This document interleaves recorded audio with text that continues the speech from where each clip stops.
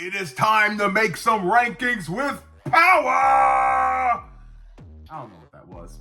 Hello everybody, welcome to Break the Tackle. We love football, we talk football. I am the PEF, and today we have the first edition of the PEF 10. So if you're wondering what the PEF 10 means, it's the top 10. It's my top 10, the PEF's top 10 teams going into the week. And it's going into week 2, and let's get right into it. Starting with number 10. Now, there's a few teams I really could have put here. There's a handful of teams that missed the list. The Steelers just missed the cut. The Raiders missed the cut. The Niners missed the cut. The Jaguars, the Vikings, all interesting teams. They all missed the cut. The Lions would have been on this list before the season. They're off the list now. Rough performance. So who's at number 10? I got the LA Rams at number 10, putting up a strong defensive performance, holding the Texans to 9 points, only 3 field goals by the Texans. And, I was very concerned about Matthew Stafford going into the season with the whole back thing, because I had them originally as like an NFC championship level team to out of the playoffs just because I was too scared.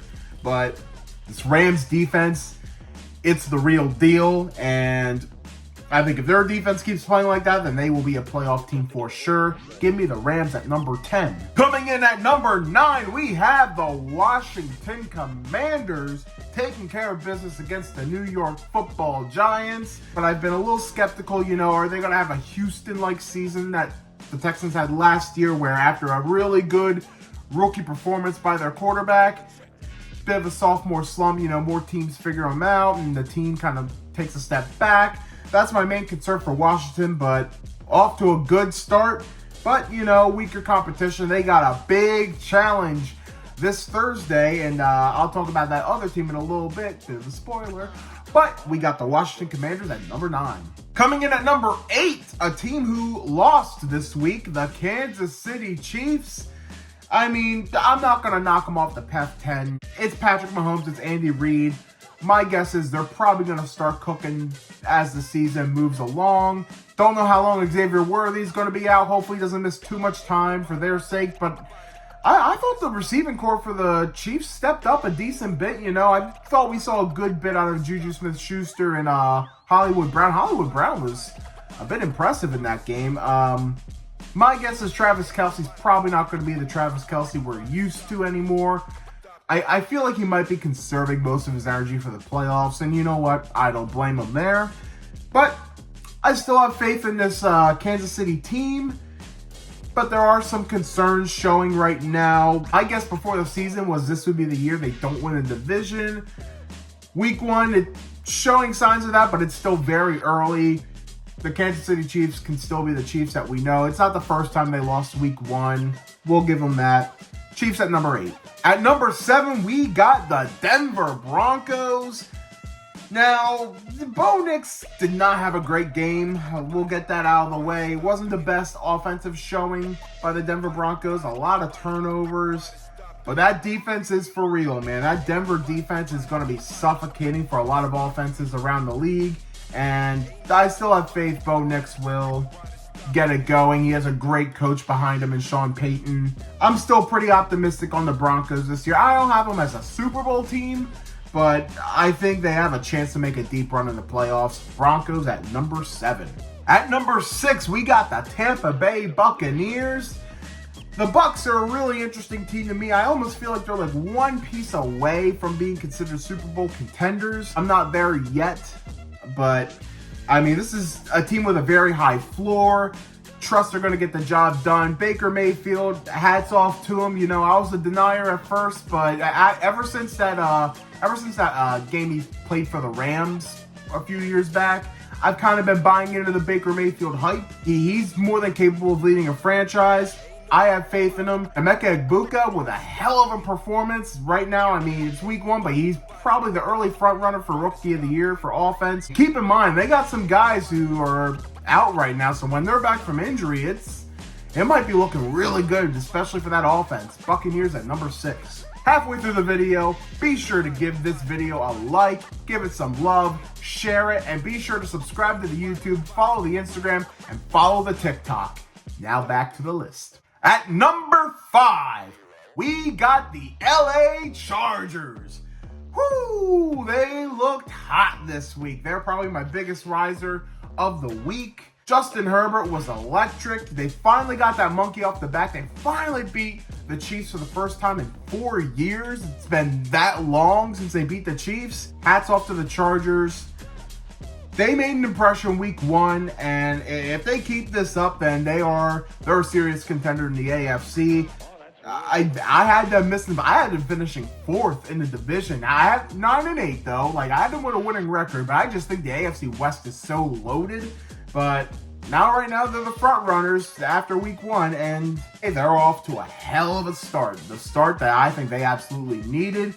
And against the Chiefs, that's a game you expect them to charger, for lack of better terms. But maybe, just maybe, it's a new era in Los Angeles for the Chargers. Number 5. Coming in at number 4, despite the loss, I have the Baltimore Ravens here. Okay, that was a brutal choke job. As I start joking, losing after being up 15 with 4 minutes left, that's an ugly one. And it's not the first time the Ravens have done something like that. Like, you'll probably see the graphic that's floating around. Like, it's pretty rough. It's pretty rough. But despite that, this roster is loaded.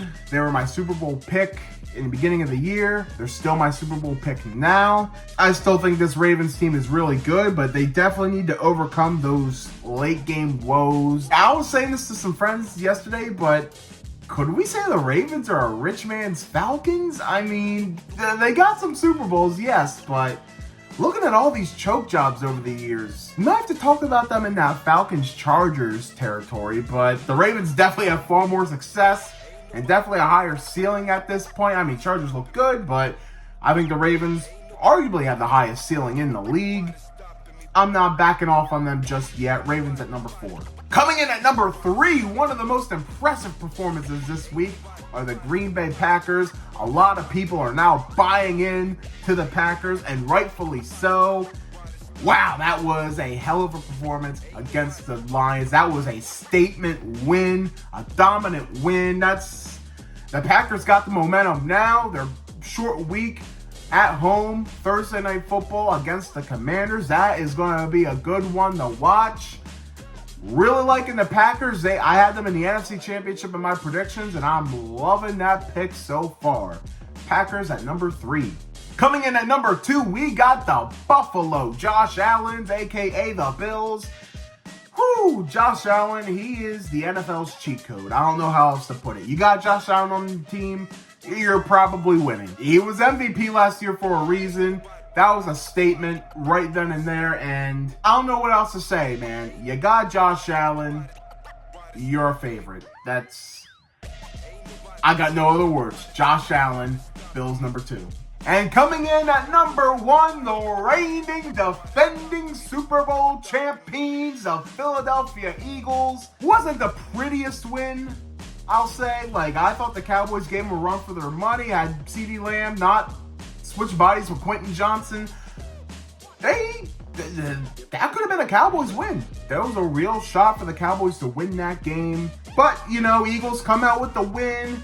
They have a few more holes than, they'd probably like to admit. But as of now, I'm going to keep them in the number 1 spot because I still like their roster more than Buffalo's. And, I mean, I had them making the Super Bowl. Again, I had them losing in the Super Bowl. And, I'm going to stick to my guns there. Eagles didn't look bad enough for me to take them out of the number 1 spot. So give me the Philadelphia Eagles at number 1 on the PEF 10. Now it is your turn. Speak what's on your mind. What did you think of my top 10 teams? Who are your top 10 teams? Leave those in the comments. Be sure to give this video a thumbs up, a heart, or whatever it is. Be sure to subscribe to the YouTube, follow the Instagram, and follow the TikTok. Thanks again for watching Break the Tackle. We love football. We talk football.